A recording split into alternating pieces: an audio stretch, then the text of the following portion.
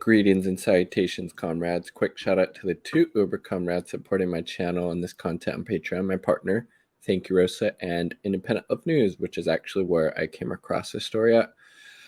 I guess from my perspective, this story isn't super surprising, but still deeply, deeply disturbing and disgusting on every level. And it's about how Sesame Street is now part of the prison industrial complex because of where they are getting some of their funding from. And this is from Jezebel. I will link this article down below.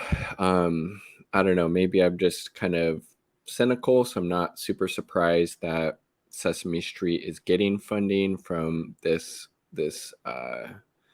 company that makes money profiting off of people who who are incarcerated and their families. So there's the article. Heads up, Sesame Street is part of the prison industrial complex by Ashley Reese. Nothing is sacred, not even America's most beloved puppets. And again, like, I don't know, this wasn't that surprising, I guess. Maybe I'm just kind of jaded to these things, but anyways. Sesame Street is officially in its flop era. Sesame Workshop, the nonprofit behind the long-running educational children's program, has joined forces with GTL, or Global Tellink, telecommunications company that has a virtual monopoly on inmate phone calls in the U.S. According to a press release, GTL announced a grant to Sesame's Workshop to create, quote, create new coping with incarceration materials for children dealing with parental incarceration. I mean, how, I guess, Orwellian is that? Like, they're funding Sesame Street, this nonprofit. They're giving this funding Sesame Street, this nonprofit, to create coping with incarceration for kids dealing with parental incarceration, while this company who is funding this is profiting off of people's suffering, people's misery, people being locked up in a cage. And that's obviously going to impact the children who they're making these fucking materials. I mean, that's just fucking disgusting on every level. And if actually, Sesame Street, the people behind it, the people working at this nonprofit, if they actually had any real morals or ethics, I would say, like, this is really, like, fucked up. We're not comfortable doing that, but they seem to be okay. I mean, Jesus fucking Christ. Sesame Street has tackled incarceration on its television show and through Sesame Street and Communities, a program that provides helpful learning material for children going through everything from autism and asthma to divorce and violence. But partnering up with GTL to provide support to children of incarcerated parents is like teaming up with the Dursleys to provide support to orphans. I'm not sure what that's a reference to, actually. Let me know if you do. GTL's entire business model exploits families dealing with incarceration 100%, as I was alluding to from the GTL press release. Again, this is like, obviously, there should be no profit motive in incarcerating people whatsoever. There should be no profit motive in, people who are locked up, in these cages. Again, the United States has the world's biggest prison population, but we're the land of the free. We never got rid of slavery. Look at the 13th Amendment. Slavery can be used or is abolished unless you're in prison. Abolish prisons. Just another kind of disgusting example of how, these companies are, able to, whitewash their image while they're, exploiting and making money off the most, some of the most vulnerable and marginalized people, literally, who are just locked up in a cage and treated as, disposable. It's fucking disgusting. From the GTL press release, bolding R's, incarceration of family members can be difficult and overwhelming for both children. But, like, what in the fuck? Yes, in their fucking business, the company GTL literally makes it more difficult. They make it more exploitive. They make it more challenging for people to be able to talk to their family, on the outside of prisons, and make it more difficult for the kids to be able to stay in contact, with their mom or dad or whatever relative who was, locked up, thrown away in these cages. According to a 2015 study, 1 in 14 children in the U.S., over 5 million total, have had a parent who's incarcerated at one point in life. Important for families and caregivers to provide space and support to children to understand the process. The forthcoming resources released in Spring 22 made possible by the support of GTL will build upon. Oh my God. Oh, man, it's so fucking disgusting. It's so fucking disgusting. But again, I'm just not surprised. Like, you just see these just really, uh, these stories. Like, is this happening in an alternate reality? No, like this is life in the capitalist hellhole. This is life in the imperial core in the United States, where this company, Global Telelink, right, who profits off of charging these astronomical rates for people to be able to talk to their loved ones, for their loved ones to be able to talk to them who are incarcerated, and then they're partnering with fucking Sesame Street. I mean, Jesus Christ. This sounds promising if you ignore the fact that GTL is complicit in some of those ghoulish prison practices, most notably charging astronomical rates for prison calls. On Tuesday, Worth Rises, an organization an org aimed at ending prison exploitation, shared a letter from San Quentin inmate named Miguel, who accused GTL of making it difficult for him to communicate with his family. And again, this obviously, impacts the most vulnerable or marginalized, poor, low income, incarcerated people and families.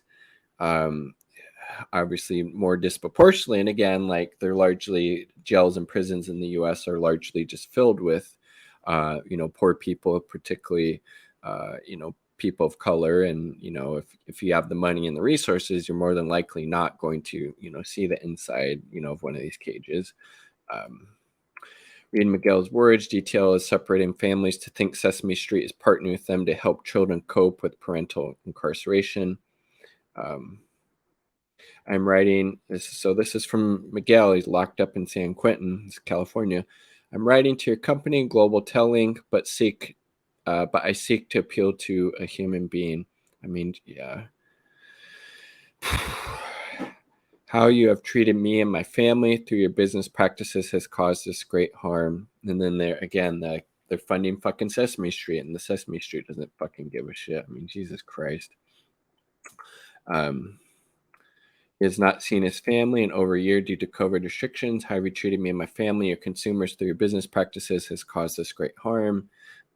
That's their whole fucking business model. Their business practice is causing as much harm as possible to make as much money as possible. Again, it's another example of capitalism being the virus. I mean, he continues. This comes as I, like other incarcerated individuals, am seeking to rebuild family connection eroded by the added separation of COVID restrictions and severe lockdowns. For me, this has meant not seeing anyone in my family in person for over a year. COVID isolation has meant sporadic and limited phone calls of poor quality that is at times static filled to an unbearable level, interrupted every few minutes by needless recordings without privacy from the commotion of other calls, or 12 phones for 700 to 800 individuals, which consistently break down or are disabled, inoperable. In the first 12 months, this also meant the mass frenzy of monetarily free phone calls, call days that in actuality were very costly to the incarcerated and our families. Ironically, in GTL's own press release, they write that the partnership with Sesame Workshop will offer incarcerated individuals resources that highlight the importance of communication. Like, Jesus Christ, how can they, like, literally? How can you literally say that? Like, if there is a hell, like these companies and the people that perpetrate this disgusting, immoral, exploitive shit, would be in hell. But again, it's, as Richard Wolff said, and I think he has a book to this title, the system is the sickness. This is what happens under capitalism, where everything becomes commodified. Everything's about making as much money as possible.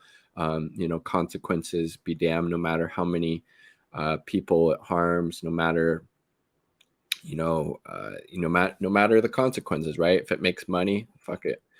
Pretty hard to do that if you can't even get a clear phone call, let alone if you're unable to afford one. Thanks to GTL, it's a move that not only leaves incarcerated parents in a bind, also just yes, alluding to it, also disproportionately impacts low-income families.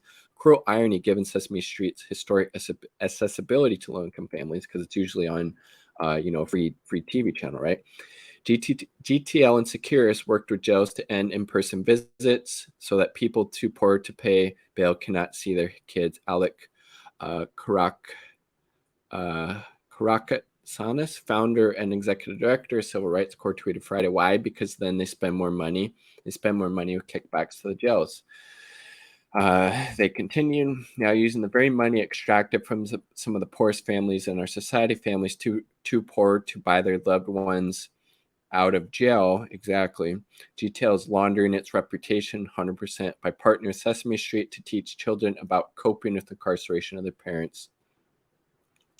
During a GTL phone call recording of a woman's voice intones, "Thank you for using GTL." How soon will that voice replaced with Elmo? Oh, damn. And then so that's the article from Jezebel. I'll link that down below. And real quick here. This thing's going a little slow. Last video for the night. Wanted to share just the cost of phone calls in different states across the U.S. Where we at here? Rates and kickbacks, prison, phone, justice. Here we go. So interstate, in-state collect prison phone call rate. So the kickbacks mean that if there's a private service, there's kickbacks to the state. Look at that, 15-minute phone call, $165. So if you want to have an hour-long chat with a loved one, it's going to be almost $8. Low-income people, poor people, it's going to be very difficult to handle that. And then so that's what Washington families have paid in kickbacks, almost $4 million. 15-minute phone call in Oregon, $240. 15-minute phone call in California, $123, no kickbacks. Idaho, $165. $3 Arizona, not surprising there, frankly. New Mexico, $15.120. Texas, 90 cents. $210 in Florida. $240 in Georgia, $8 million in kickbacks. Alabama, $375 for fucking 4 minutes. They've gotten 4 million. 58 cents in Mississippi, a little cheaper there, but still, obviously, it should be free. Almost $5 in Arkansas. Wow, that's the most expensive one so far. Damn, dude, just fucking $5.70 in fucking Kentucky for a 15-minute phone call. Jesus Christ, dude. Disgusting. Make sure I get this kickback thing right. Prison phone contracts are based on a commission clearance model where the phone service provider pays a commission kickback to the contracting government agency, such as the state prison system or county jail. Boom. These kickbacks inflate the cost of prison and jail phone calls, which in the vast majority of the cases are paid not by prisoners but by their family members. Website includes, boom, yeah. So fucking Sesame Street now being supported, now partnering with the fucking prison industrial complex, man. Crazy times we live in. I wish I could say I'm surprised, but I'm not. Are you? Let me know down below. Like the video if you like the damn video. Subscribe for more content. All part of the people. Abolish prisons, right? There's no fucking way around it. Peace.